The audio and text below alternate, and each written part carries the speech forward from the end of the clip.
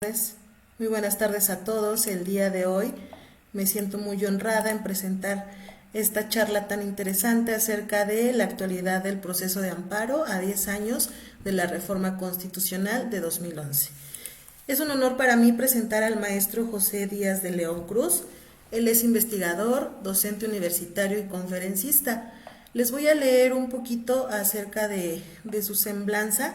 Es solamente un pequeño resumen, porque su semblanza es inmensa, no terminaríamos en todo el pequeño tiempo que tenemos disponible. Él es licenciado en Derecho por la UNAM, especialista en Derecho Penal, tiene una maestría en Derecho Procesal Penal por el Instituto Nacional de Estudios Superiores en Derecho Penal, tiene una segunda maestría en Política Criminal por el Instituto Nacional de Ciencias Penales, y es doctorando en Derecho Constitucional y Penal por el Instituto Nacional de Estudios Superiores en Derecho Penal.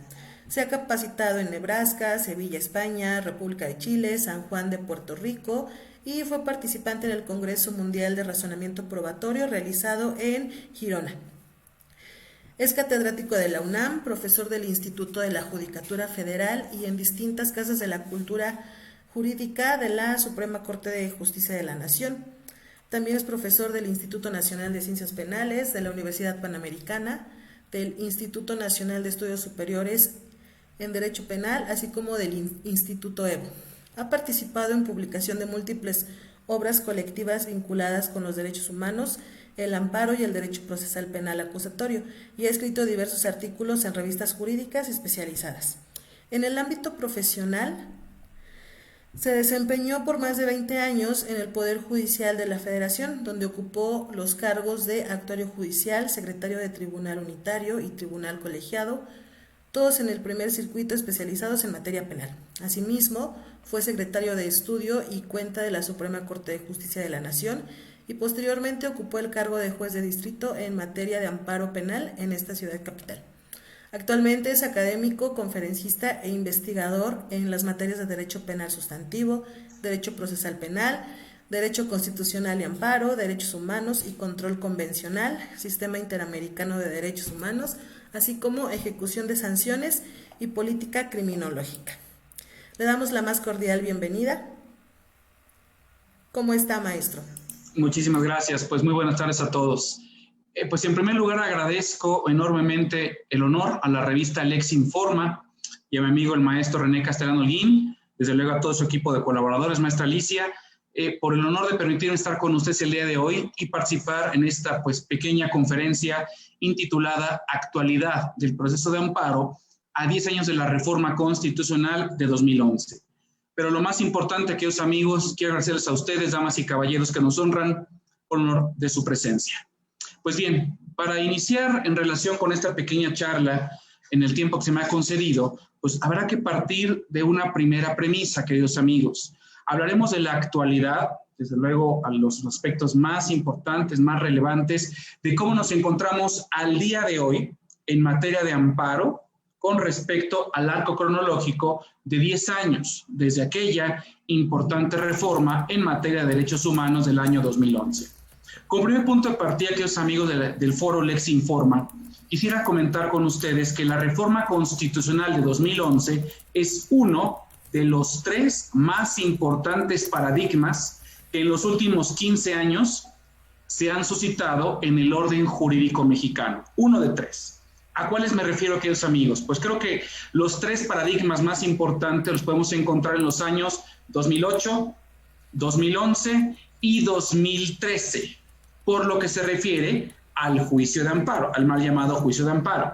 ¿Qué pasó en 2008? ¿Qué pasó en 2011? ¿Y qué pasó en 2013? Recordemos, queridos amigos, en el año 2008 tuvimos una reforma también de Corte Constitucional, donde se dice que se implementó el sistema procesal acusatorio, donde llegó el modelo acusatorio de México, lo cual, bueno, pues sin entrar en el tema, que no es evidentemente la materia del día de hoy, pues habría que cuestionarse porque ya éramos acusatorios desde antes de 2011. Yo creo que la justa dimensión de esa reforma de 2008 es la modernización del proceso penal acusatorio en México, su rescate, el rescatar su esencia, su teología, su funcionamiento. Pero bueno, eso evidentemente no nos interesa. propiamente, sino lo que nos interesa es que también en el año 2008, pues encontramos que se adopta a nivel nacional los derechos fundamentales y una filosofía particularmente interesante denominada el derecho penal de excepción. Una segunda reforma de corte trascendente y de corte constitucional es precisamente la reforma del año 2011. En esta reforma del año 2011 se dice, una vez más, que llegaron a México los derechos humanos.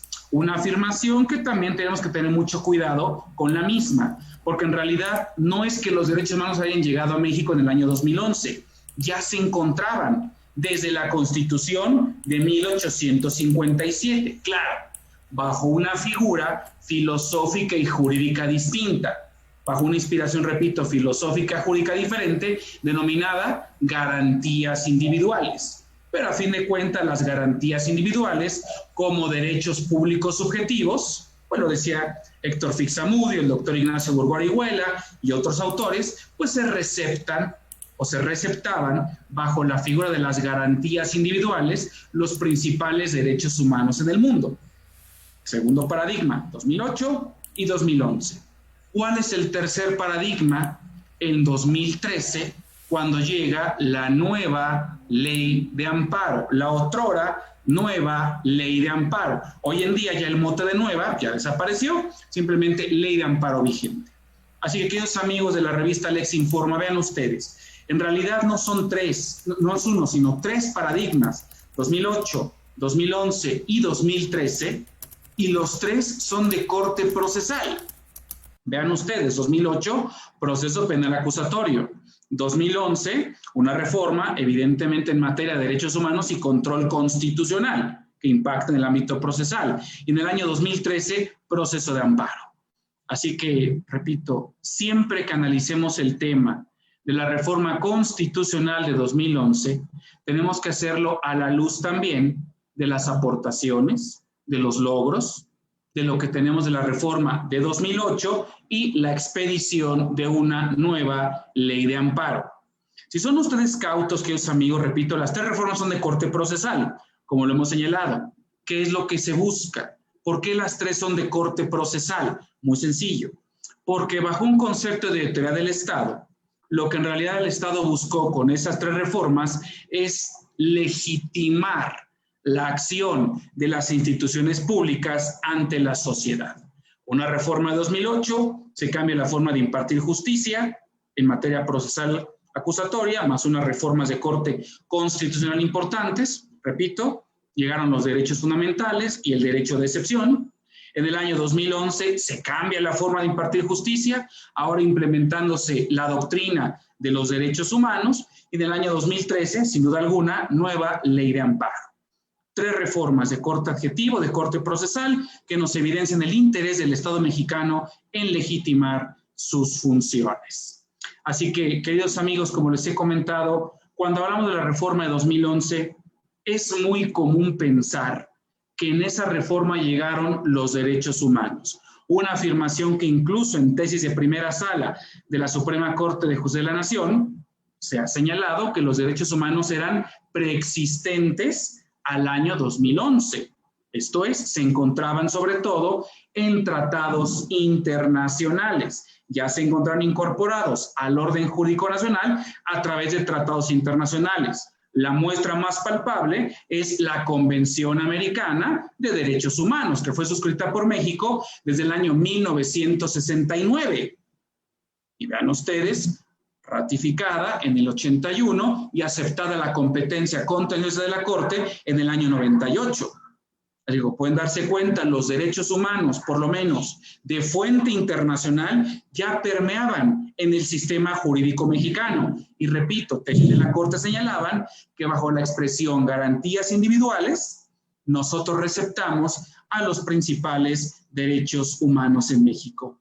Así que, queridos amigos de la revista Lex Informa, esta es una premisa muy importante. Sí, es importante la reforma de 2011, pero no es porque nos haya traído los derechos humanos, que repito, ya eran preexistentes. ¿Cuál es entonces la justa dimensión de la reforma constitucional de 2011? y el punto de partida para esta brevísima reflexión, esta brevísima charla con ustedes. Sin duda alguna, el mérito de la reforma constitucional de 2011, que repito, no fue traernos los derechos humanos, ya se encontraron en México, el mérito principal es su positivización a rango constitucional. Es una expresión distinta a decir que llegaron, son de reciente cuño, no eran de reciente cuño, ya se encontraban bajo una expresión distinta, garantías individuales. El mérito de la reforma de 2011 es que se positiviza a rango constitucional, escuchen, la doctrina de los derechos humanos. ¿Qué significa esto, queridos amigos? No solamente fue un cambio semántico, quita garantías individuales y reconoce abiertamente derechos humanos. No fue así de simple la reforma. Repito, se incorporó toda una teoría, toda una doctrina en materia de derechos humanos. ¿Dónde la vamos a encontrar? ¿Dónde está su principal sustento, su principal fundamento? En el artículo 1 de la Constitución, en sus 3 primeros párrafos. Párrafo 1, párrafo 2 y párrafo 3. ¿Qué encontramos nosotros en este artículo 1, en estos 3 primeros párrafos? Vean ustedes, la persona es la base de todo el sistema jurídico. La persona. Por ende, la dignidad de las personas, la dignidad humana, es el valor, la categoría axiológica más importante que nutre al sistema jurídico mexicano, a mejor una expresión coloquial. Es el derecho humano más importante, la dignidad de las personas. También obtuvimos nosotros un sistema de doble fuente. Ahora tenemos derechos humanos de fuente nacional, entiéndase Constitución, y derechos humanos de fuente internacional, entiéndase tratados internacionales. También, queridos amigos, tenemos ahora métodos de interpretación específicos en materia de derechos humanos y amparo. ¿Cuáles son estos? La interpretación conforme y la interpretación pro persona. Ahora tenemos verbos rectores que nos van a reflejar los principales deberes del Estado mexicano: promover, respetar, proteger y garantizar. Ahora tenemos 4, llamémoslo así, principios rectores en materia de derechos humanos: universalidad, interdependencia, indivisibilidad y progresividad.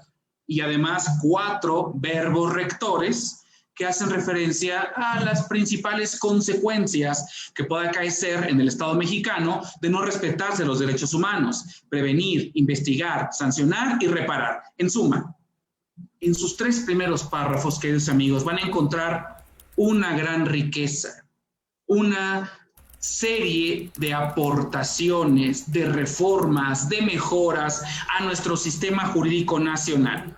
En esos 3 primeros párrafos vamos a encontrar la doctrina de los derechos humanos. Esto es, no fue un cambio semántico nada más, fue, repito, un cambio de inspiración jurídica y filosófica en la forma en cómo se imparte justicia en nuestro país.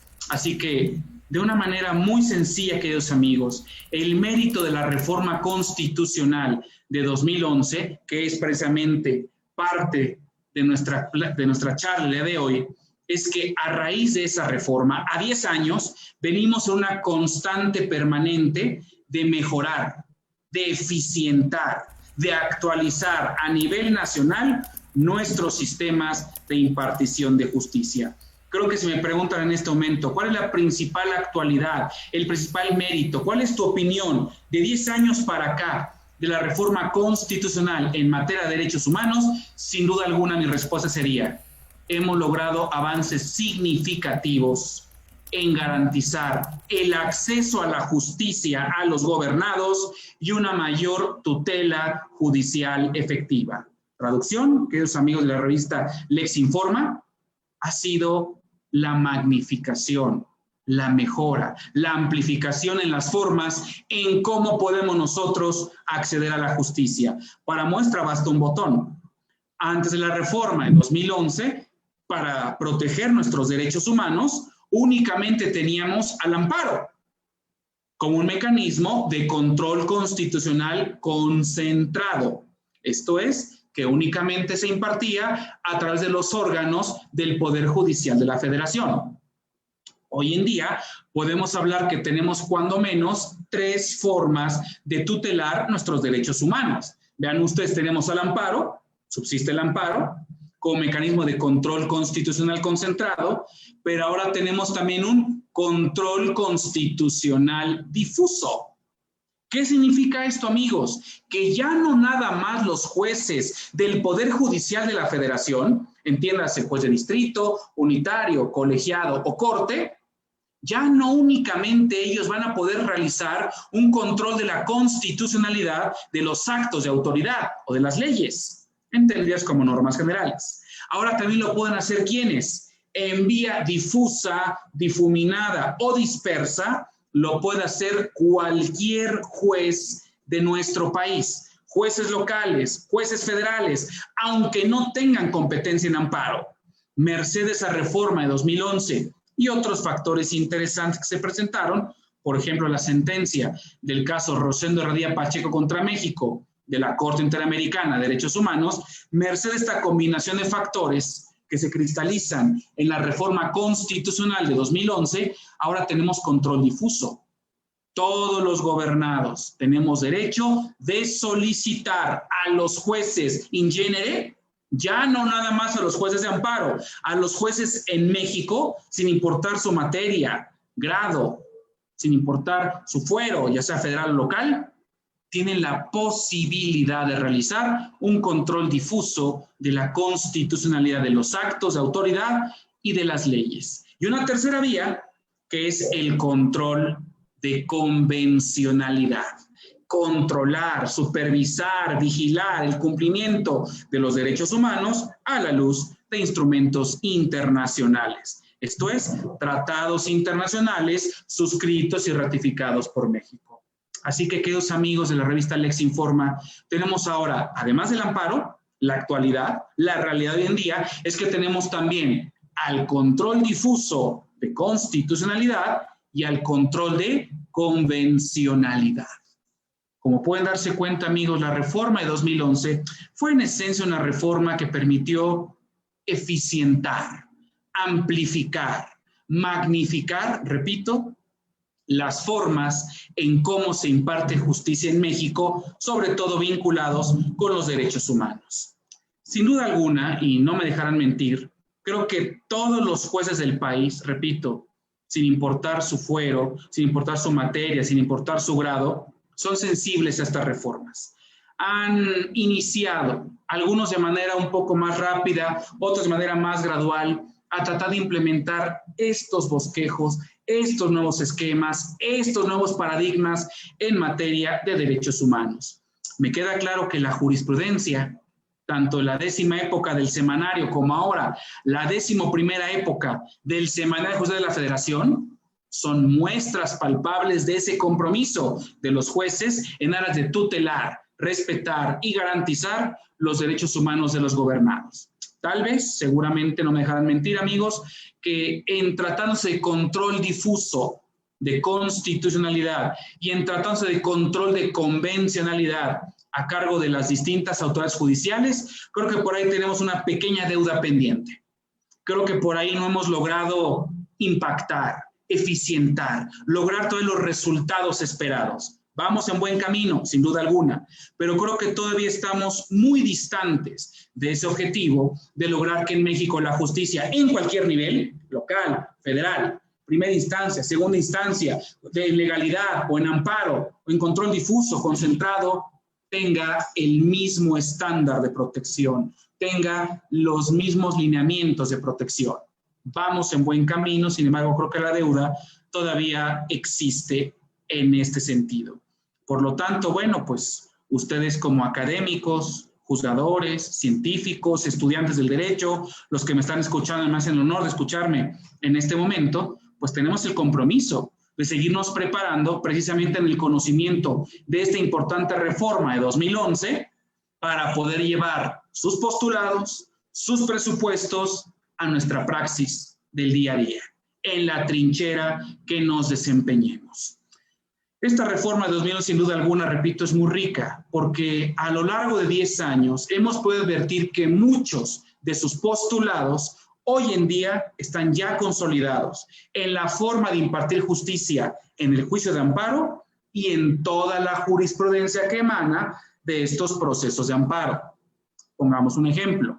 Hoy en día tenemos jurisprudencia firme y categórica, reiterada, de aplicación obligatoria a nivel nacional en temas de capital importancia, vinculados con los derechos humanos, como son el respeto al debido proceso legal, por ejemplo, a la exclusión de pruebas ilícitas, respeto a las formales esenciales del procedimiento, desde luego el respeto al principio de igualdad, de la dignidad de las personas, la no discriminación, el acceso a la justicia en condiciones de igualdad. Tenemos prolija jurisprudencia a través de diversas sentencias de amparo que nos han permitido evolucionar, magnificar, acrecentar nuestro nivel de protección de los derechos humanos en México. Parte, evidentemente, repito, de muchas herramientas que la reforma de 2011 también nos dejó. Recordemos lo que les decía, tenemos, por ejemplo, en materia de amparo, dos grandes herramientas que son sumamente importantes para lograr esos objetivos. Los métodos de interpretación en materia de derechos humanos. Tenemos hoy en día el control difuso, de constitucionalidad y evidentemente el control concentrado. Y ahí podemos aplicar estos métodos. ¿A qué métodos me refiero, queridos amigos? Anótenlos. Es la interpretación conforme y la interpretación pro persona. Sea amparo, control concentrado, o sea un control difuso de constitucionalidad, estos métodos, en la trinchera que desempeñen como juzgadores, académicos, litigantes, científicos, estudiosos del derecho, los deben de aplicar. La interpretación pro persona, que se subdivide en sentido pro persona, en sentido amplio y en sentido estricto, y el pro persona, que es positivo y es negativo. Entonces, repito, tenemos la interpretación conforme en sentido amplio y en sentido estricto, y la pro persona positiva y la pro persona negativa. 4 herramientas, 4 métodos de interpretación sumamente importantes en materia de derechos humanos. Y qué decir, repito, de los cuartetos constitucionales, los 4 más importantes, los 4 verbos rectores, que son obligación para todas las autoridades en México: promover, respetar, proteger y garantizar los derechos humanos, que son la base, si me lo permiten, de la formulación de los buenos conceptos de violación técnicos, precisos, basados en esos 4 verbos: promover, respetar, proteger y garantizar. En suma, amigos, la reforma de 2011, repito, en toda su riqueza, en toda su explicación, de todas las aristas que tiene, me llevaría más allá de los pocos minutos que me han concedido en esta entrevista, que agradezco sobremanera.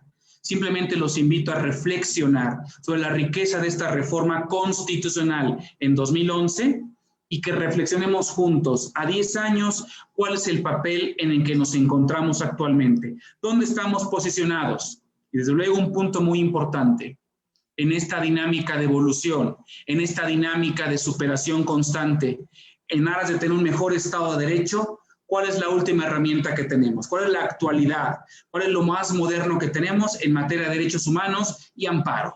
Vamos a desarrollar rápidamente estos 2 conceptos. Queridos amigos, sin duda alguna el amparo, antes y después de la reforma constitucional del año 2011, ha sido, sigue siendo y seguirá siendo la herramienta más importante que tenemos nosotros como gobernados para la defensa de nuestros derechos humanos. Sin duda alguna, el amparo no se modificó su esencia con la reforma de 2011. Al contrario, se fortaleció. Se consolidó, repito, como el método por antonomasia, el mecanismo de control o de supervisión de la actuación de todas las autoridades en México. ¿Qué es lo que controlamos? ¿Qué es lo que supervisamos? ¿Qué constatamos de las autoridades? El pleno respeto a los derechos humanos, tanto de fuente nacional como de fuente internacional. Por eso el amparo, el juicio de amparo, puede ser también entendido como un escrutinio de constitucionalidad y de convencionalidad. Claro, a través del amparo constato, superviso, verifico, hago un escrutinio de que todas las autoridades en el país estén respetando, promoviendo, tutelando, garantizando los derechos humanos de los gobernados. Sin duda, a raíz de la reforma de 2011, ¿qué podemos decir? El saldo, sin duda alguna, es favorable, sin duda alguna es positivo. Hoy en día, ven ustedes, hablamos ya de derechos humanos, no solamente de la Constitución, sino también acudimos ya a las fuentes de carácter internacional. Hoy en día, cada vez más, se logra el interés del estudio de los tratados internacionales, cosa que es muy favorable, dado que el enfoque internacional en muchas materias resulta ser más benéfico, más protector, más garantista que nuestro tradicional enfoque nacional. También tenemos, por ejemplo, la jurisprudencia ahora de la Corte Interamericana de Derechos Humanos. Díganme ustedes, con su fuerza vinculante, ya por disposición de la Corte, obliga a todas las autoridades en México, sin excepción. Hemos llegado a una revolución en el pensamiento crítico constitucional. Hemos visto cómo en el seno de la Corte Interamericana de Derechos Humanos, que a su vez se nutre de otras cortes internacionales homólogas, como la europea o la africana, han logrado crear una verdadera doctrina interamericana de derechos humanos, elevando los estándares de protección, elevando los estándares de calidad en el desempeño de las autoridades estatales. Sin duda alguna, esta apertura hacia el ámbito internacional se la debemos a esa reforma constitucional del año 2011. También, queridos amigos, tenemos la creación de la jurisprudencia. Hoy en día la jurisprudencia nacional también se vio beneficiada por esa reforma constitucional en materia de derechos humanos, porque ahora el valor supremo, el valor fundante en el orden mexicano es, repito, la persona. Lo dice el artículo primero, párrafo primero de la Constitución, cuando dice, en los Estados Unidos mexicanos, todas las personas gozarán de los derechos humanos de doble fuente, nacional e internacional. El hecho de incorporar la dignidad de las personas, la dignidad humana como eje rector en materia de los derechos humanos, nos ha permitido ya dar muchos saltos cuánticos en materia de justicia, algunos más acertados que otros, pero tenemos temas muy interesantes como temas relativos con el aborto, con el consumo lúdico de la marihuana, el reconocimiento de parejas del mismo sexo, derechos de los menores bajo el interés superior. Todo esto podemos hablar, amigos, de una constante, permanente y gradual evolución en la forma de impartir justicia.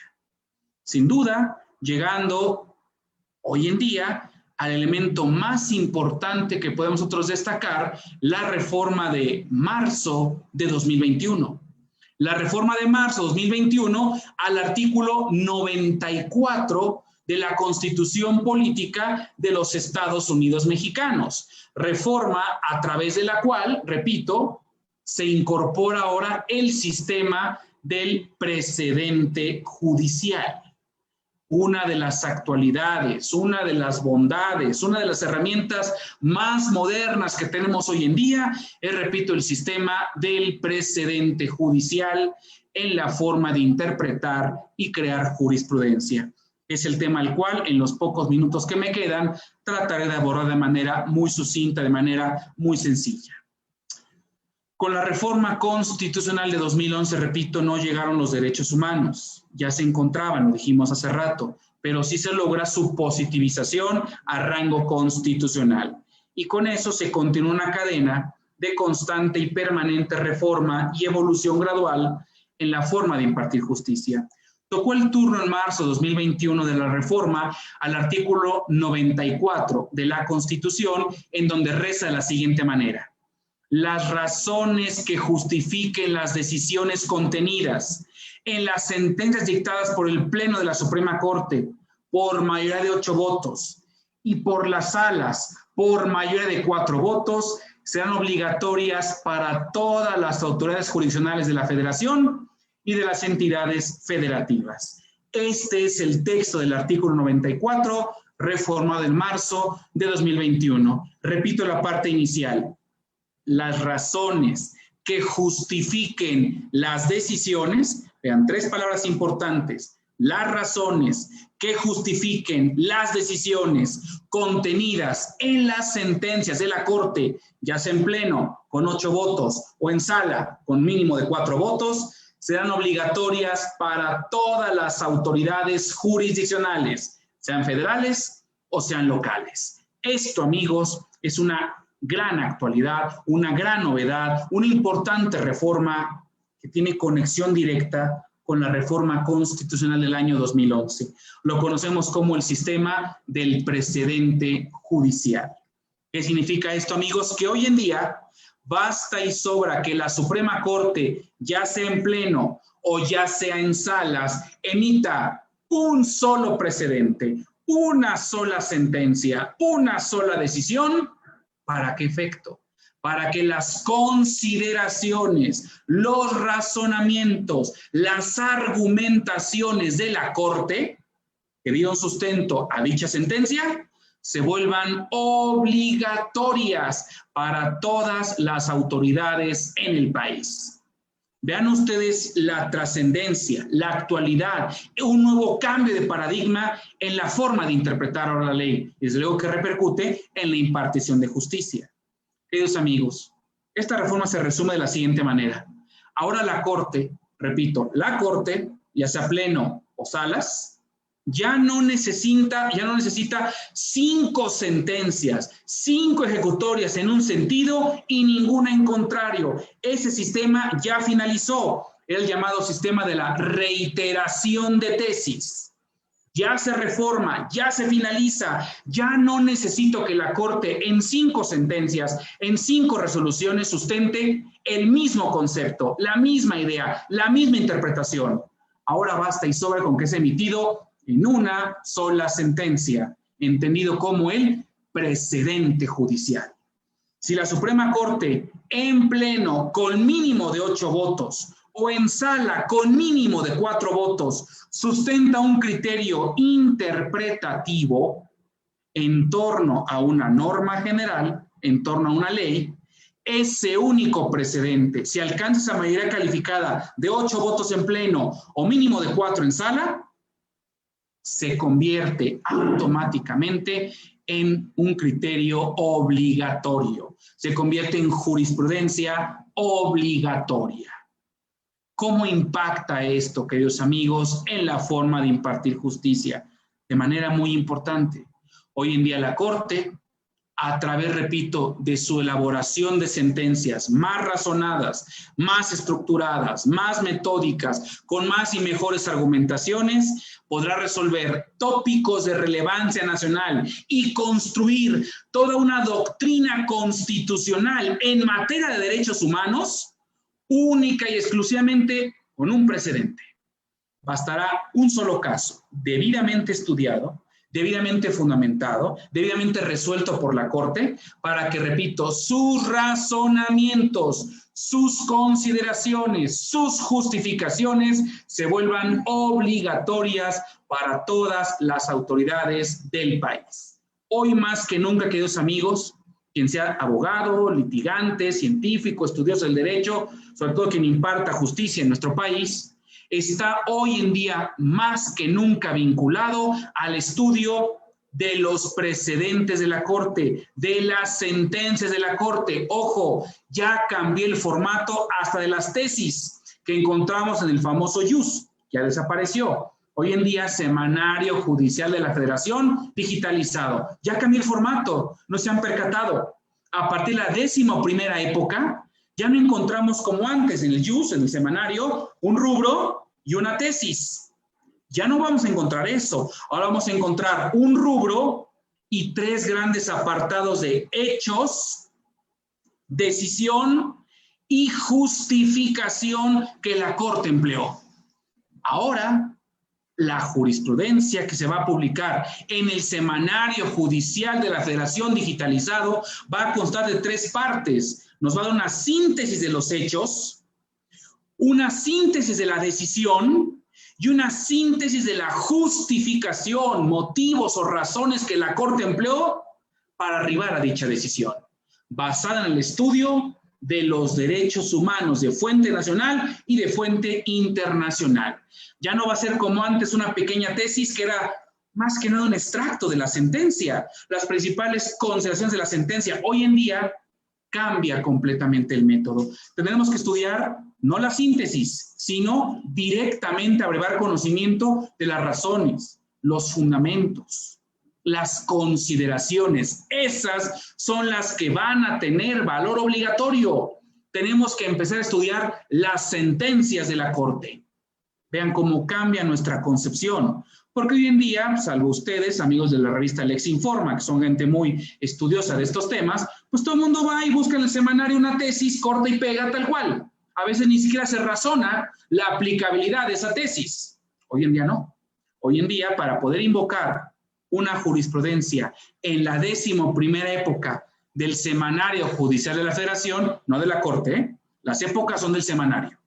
La 11ª época del Semanario Judicial de la Federación, debemos nosotros tener una noción de argumentación jurídica, una abstracción o subsunción y ver si nuestro asunto encaja, se subsume dentro de los razonamientos emitidos por la Suprema Corte de Justicia de la Nación en una precedente, en una sentencia.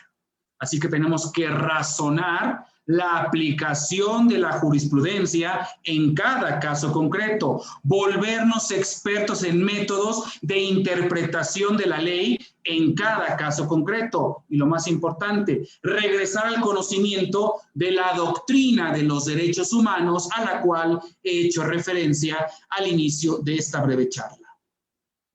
Sin duda también va a impactar, amigos queridos, en la forma en cómo se imparte la educación en México. Me refiero en la carrera de abogado.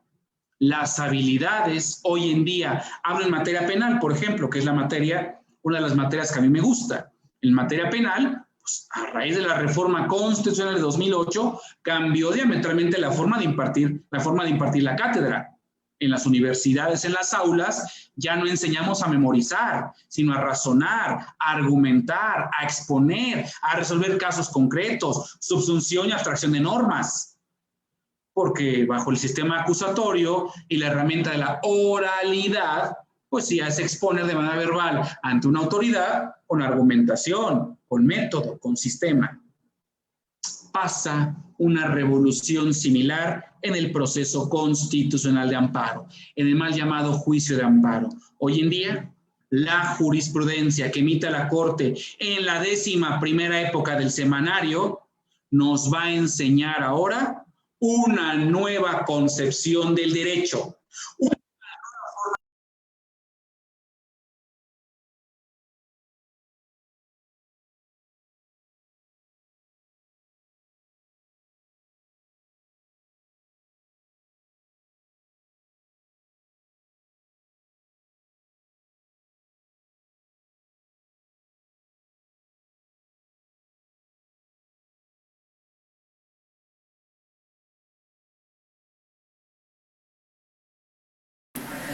Científico importante para nuestro desempeño, tenemos que ahora empezar a aprender razonamiento.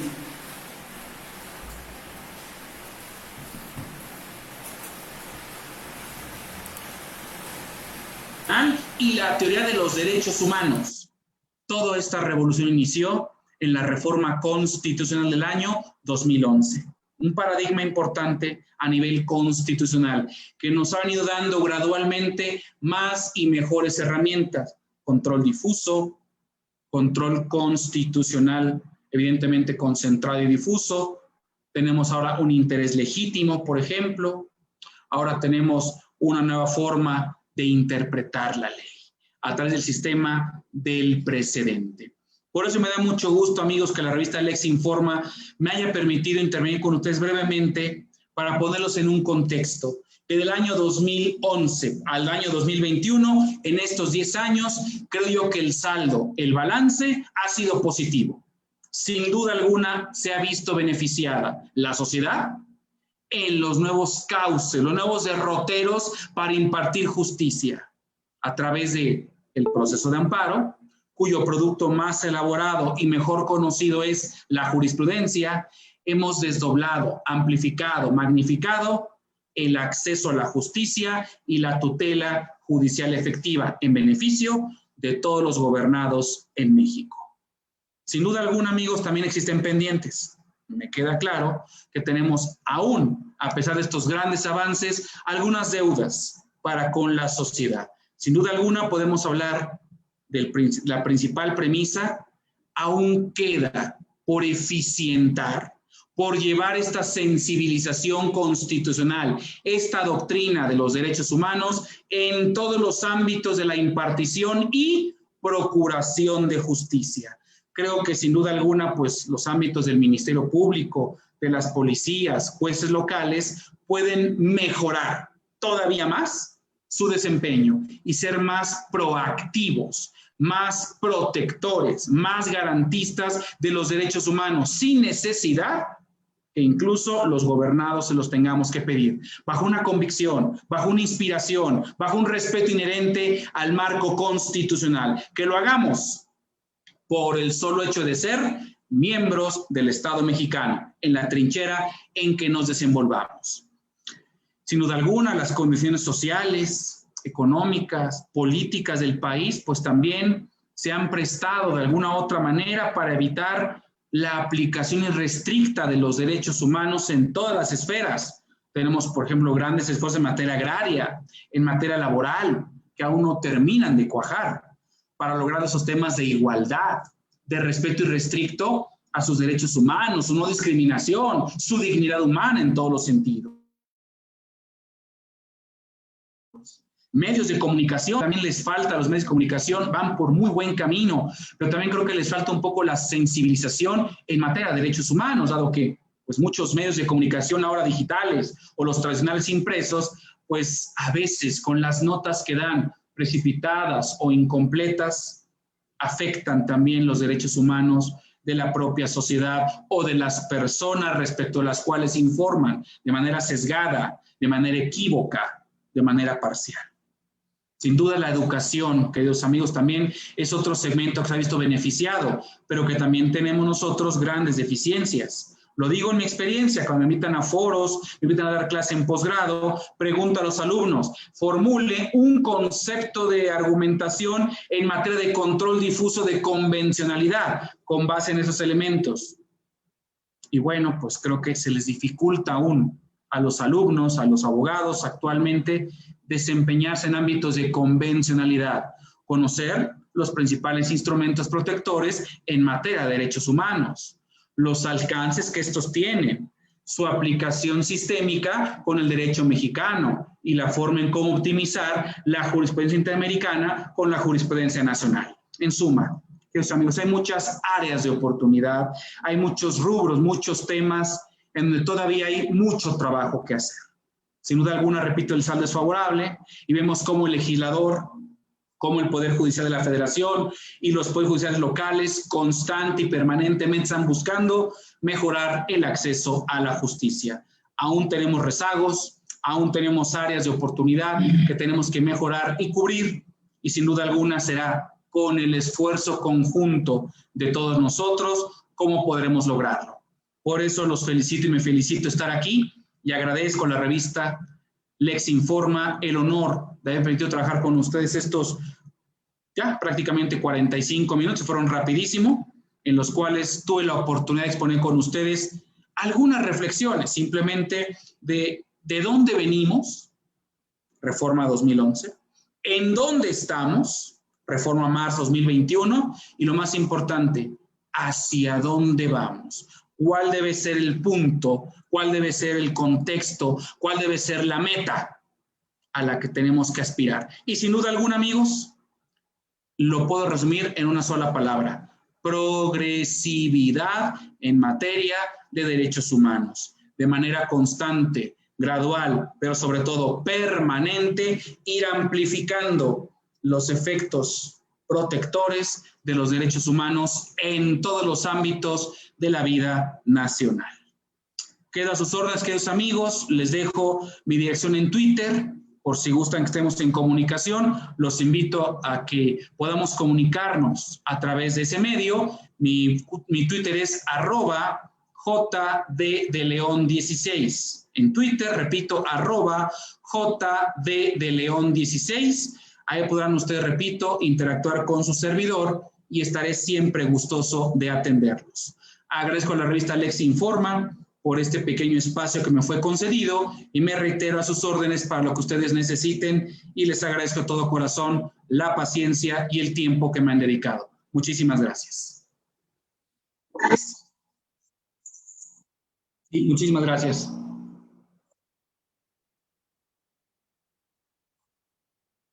Ok.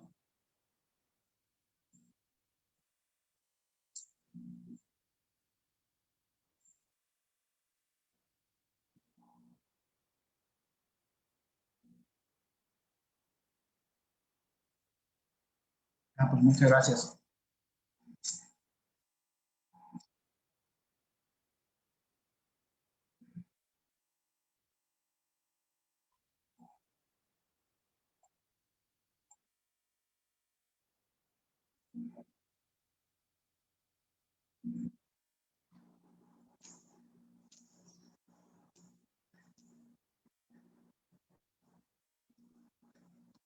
Muchas gracias.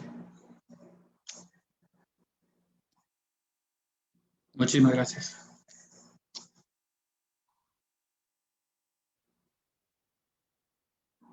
Muchas gracias a todos por sus comentarios. Buenas tardes, excelente disertación. Luisa García, gracias, revista Lex. Armando Vidal también agradece a la revista Lex. Feli Bautista, buenas tardes, abogados. Conferencia súper interesante y muy importante para los colegas.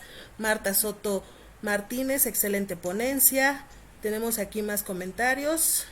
Juan Aguilar le agradece por esta charla. Quetzali Delfina Martínez Mackenzie, gracias maestro José Díaz de León Cruz. María Eugenia Negrete, excelente ponencia, muy buenos puntos e importantes ha tocado, muchas gracias por compartir, buena tarde. Y pues sí, maestro, hasta el momento son todas, no ha habido preguntas y yo me imagino que es porque usted es un excelente ponente. Muchísimas gracias, maestra, le agradezco mucho por todo.